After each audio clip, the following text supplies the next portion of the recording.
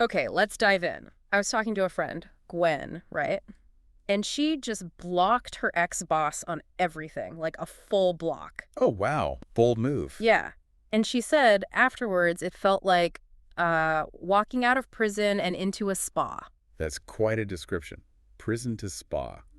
It really highlights that feeling of release, doesn't it? Totally. And it got me thinking, why do we do that? Why do we get so caught up worrying about what other people think? Well, it taps right into this thing called people-pleasing.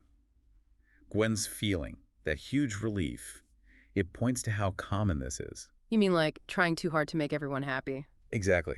And the stats are pretty telling. Something like 76% of adults admit they sacrifice their own happiness sometimes just to avoid negative judgment. 76%. That's huge. That's like 3 out of every 4 people you meet. Right.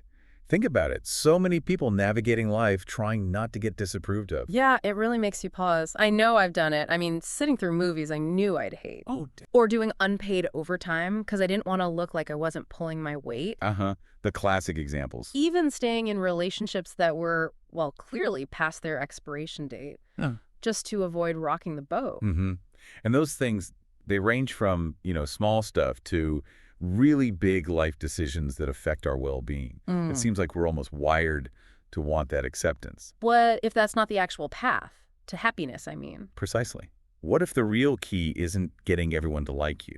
What if it's actually about having the courage to be disliked? Okay, now that's the core idea we want to dig into today. It's sparked by that book, The Courage to be Disliked, which is all based on Alfred Adler's psychology. Yeah, it's a striking title, isn't it? Because normally we want to be liked. Right. But trying to please absolutely everyone, it's just impossible. You could try to be the healthiest person ever, and someone will say you're too strict. Or you have a treat, and someone else judges that. You can't win. Exactly. It's a total paradox. So the big question for you listening is, if you can't get universal approval, where do you find real happiness? And that's where Adler comes in, right? That's our mission for this deep dive, figuring out how letting go of needing approval, embracing this courage to be disliked. How that can actually lead to a more, authentic and satisfying life.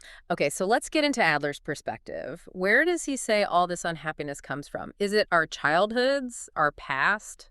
Well, this is where Adler was kind of revolutionary for his time. He argued that our psychological problems aren't really caused by past trauma holding us back. Oh, not the past. Not directly, no.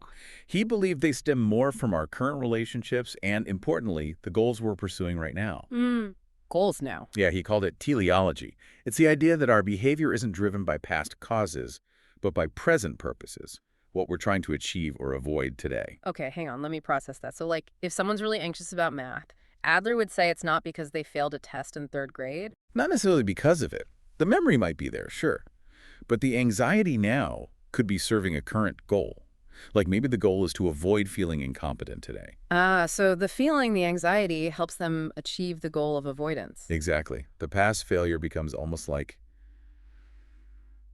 an excuse, a justification for not trying now to protect themselves from potential failure in the present.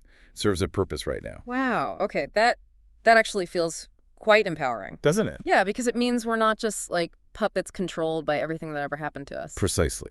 If our actions now are driven by goals now, And then? well, we can choose different goals. We can choose different actions right now. That's huge. We're not victims of our history. That's the core message. Freedom, agency. If you've ever felt stuck because of something in your past, Adler's view offers a way out. You can steer the ship now. Okay. And speaking of feeling stuck, or maybe inadequate, let's talk about comparing ourselves to others. And that lovely feeling, imposter syndrome. Ah, yes, the classics. Because I'll admit, when we first started this, I definitely had those moments, wondering, is anyone actually going to care what I think? Is this any good? It's so common, isn't it? Yeah. And those feelings, that inadequacy, the fraud feeling, they often pop up when we compare our messy insides to everyone else's polished outside. Right. Like on social media, everyone looks perfect. Exactly. And we look at that, and suddenly our own stuff feels less than. We get disconnected from our own value. It's like we're constantly measuring ourselves against some impossible standard, and when we feel like we fall short, boom, the imposter voice starts whispering. You don't belong here. You're faking it. Yeah. And the more we chase external validation, the likes, the positive comments, the praise, the less we actually see our own inherent worth. And Adler would connect this back to our early lives. As babies, We need approval for survival, right? Uh-huh. Makes sense. But that pattern, seeking approval, it can become this lifelong habit that actually limits us as adults. We keep looking outside for confirmation. Oh, man. This reminds me of something embarrassing. In high school, I wore fake glasses for like a whole year You wore fake glasses. Why?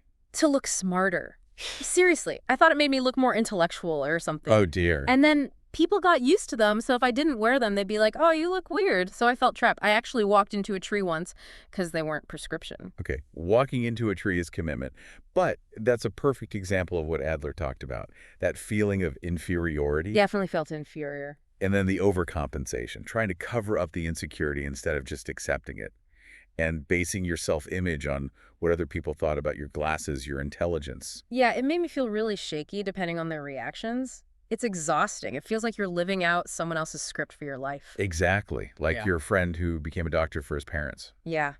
He's got the big house, the fancy car, looks successful. But he tells me he feels like a robot. No passion, just going through the motions. That's such a powerful illustration of the danger, right? Living by external expectations instead of your own values. Adler had these 3 tasks of life: work, friendship, and love. Okay, work, friendship, love. And he believed real fulfillment comes when we freely choose how we engage in those areas, based on what genuinely matters to us.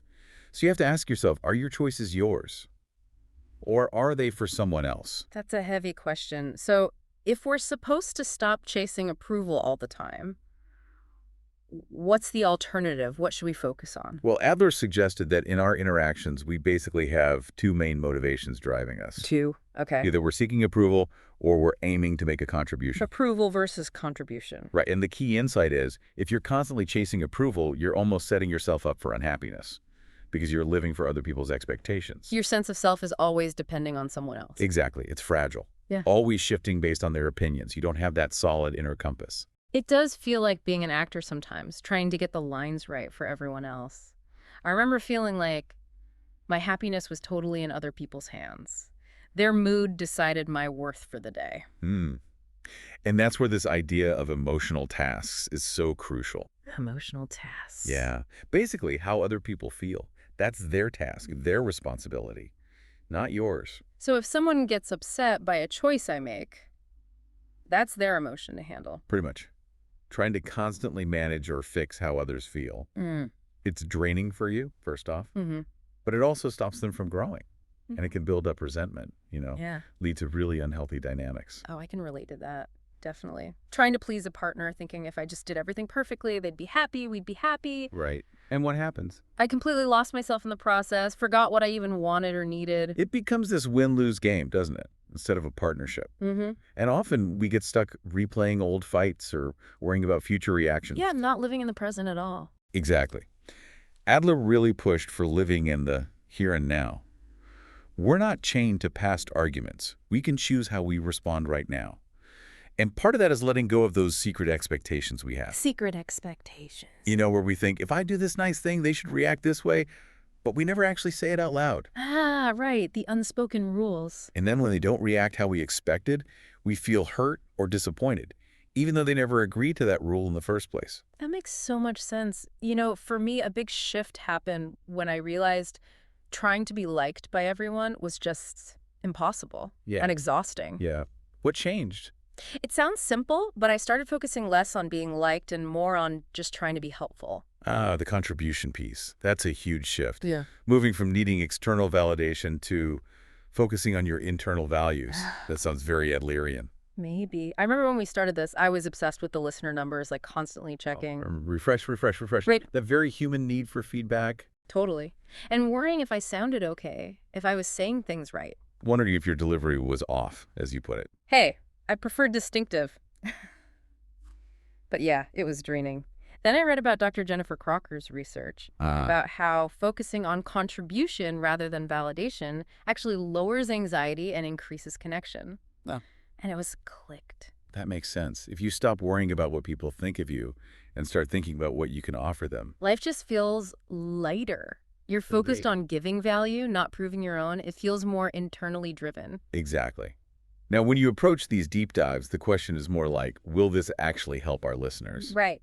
It changes the whole motivation. It's not about me getting approved of, it's about hopefully offering something useful. Adler would love that. Yeah. He basically said most relationship problems come down to that choice. Yeah. Are we competing or are we contributing? Like shifting from a battle to, I don't know, a team adventure. That's a great way to put it. From a fighting game to a Yeah. co-op. Okay, so this leads nicely into something practical for you listening. A little challenge. The 7-day Live Your Values challenge. Ooh, I like the sound of that. The idea is each day you pick one of your core values. Maybe it's honesty, maybe kindness, maybe creativity, whatever feels true for you. Okay. And then you just consciously try to act on that value in small ways throughout the day. Can you give an example? Like, how did it work for you? Well, I tried it recently. I picked 5 values. Yeah. And one day, the focus was kindness. It was boiling hot outside, and I really wanted a bubble tea. Uh-huh. But instead, I went out of my way to buy one for a friend, even though I was melting and just wanted to drink it myself. Ah, that's true. Kindness, bubble tea, sacrifice. But it's in those little choices, isn't it? When your actions actually line up with what you say matters to you, that feels good. It really does. It feels authentic. And if you're listening and thinking, what are my core values? A good question to ask is, when do I feel most alive? What really energizes me? That's a great starting point. The answers often point straight to your values. And it all connects back to this fundamental idea. Your worth isn't based on your achievements or what other people think. It's just inherent. That is such an important reminder, especially now with social media constantly pushing this idea of perfection. Right. The curated feeds, the pressure for likes. I used to be terrible with that, even with our recordings. I'd spend ages editing out every single tiny, or Because you thought any imperfection meant. what? That people would think we weren't credible or professional or something, that they just dismiss us. Classic inferiority complex stuff, trying to overcompensate. But that chase for perfection, it often stops us from actually connecting or even just enjoying things. We can still be valuable. We can still contribute, even with our ums and ahs and imperfections. Maybe because of them, they make us human. Exactly. Our flaws are part of us. Your worth isn't something you have to prove. It just is. And when you start to connect with that, you can live more authentically, even if not everyone likes it, even if you mess up sometimes. And hey, if you stuck with us this far into the deep dive, you're clearly interested in this stuff, in this journey. So wherever you are listening, just remember, you don't need to be someone else. Just be you. Absolutely. And you don't have to have it all figured out to make a contribution. You can still offer value while you're learning and growing. Okay, so before we wrap up, let's quickly recap some of those keywords we've been throwing around. First, approval. Right. That's basically someone saying yes to what you do or believe. Like getting good reviews for a book. Then value. That's about what's important to you, like honesty or maybe compassion being a guiding principle in your life. Next, contribution. That's what you give or offer that's helpful. Sharing your knowledge, helping a friend move house. Your time, your support. Okay. There. Expectation. That's what people think should happen or what they want you to do. Yeah. And sometimes those expectations feel heavy or just wrong for you. Yeah. And finally, imperfect. Meaning not perfect, which, as we've said, is totally okay. It's just part of being human. Definitely. Okay, now a couple questions for you to think about, just for yourself. First, can you think of one time you did something mainly to get someone's approval, even if it didn't really make you happy? That requires some honest reflection. And second, what's one core value you want to try and live by more consciously, maybe starting this week? Take a moment with those. It's worth considering. For me, that approval one, definitely signing up for advanced physics in college to impress someone, absolute misery for me. Oh, dear. Physics for love. Never again. And a value I want to live more, probably vulnerability, trying to be more open even when it feels scary. That's a good one. For me, approval. Maybe agreeing to lead a committee I had zero passion for, just because I didn't want to let people down. Been there. And a value to live more. Authenticity, just showing up as I am, even if it causes a bit of friction sometimes. So bringing it all together, what's the secret of true happiness we've sort of landed on today? Well, it seems to boil down to having that courage. The courage to be disliked. To live authentically by your own values, even when it's tough. Yeah, and shifting your focus away from constantly seeking approval. And towards making a contribution, offering value. And the paradox is, that's often when the real connections happen. Not when we're trying desperately to impress, but when we just show up as ourselves, imperfections and all. So the final thought maybe is go live by your values. Be brave enough to be real. And if someone else doesn't like it, remember whose emotional task that is. Right. It's theirs, not yours. Exactly. Well, thank you so much for joining us on this deep dive today. If any of this resonated, maybe share it with someone else who could use a little encouragement to be themselves. And if it didn't quite land for you, that's okay too. We appreciate you listening either way. Definitely. We'll catch you on the next exploration.